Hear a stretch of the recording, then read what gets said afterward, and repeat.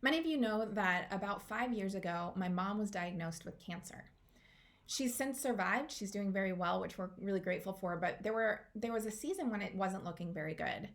And I remember going to church during that season, and I was in the back of the church talking to some high rockers, and one of them approached me and he pulled me aside and he handed me a wad of cash. And he said, "I just want you to have this so that I can help with a flight so that you can go visit your mom." It meant the world to me to have someone reach out with his financial resources to help meet a need in my life.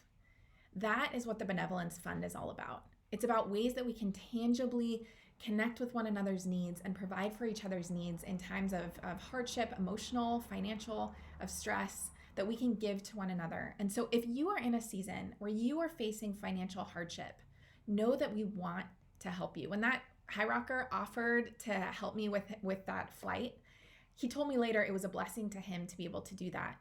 So we don't ever want you to feel like you can't ask for help, for assistance from the church. That's part of why we're here together, is to provide for one another's needs. So we want to make it easy for you. There's an application in the email or down below, or you can just send me an email at bryn@highrocknorthshore.org and let me know what's going on. We would love to help. High Rockers have been incredibly generous to trying to provide for each other's needs. There's a passage in the book of Ecclesiastes chapter 3 that says, "There is a time for everything and a season for every activity under heaven." And I think about that and I think there is a time to give. And there are many high rockers. And if you're watching this and if you feel like this is a time to give, we want to invite you to give and to continue to replenish that benevolence fund so that we can help high rockers and friends of High Rock and community members who are facing hardship.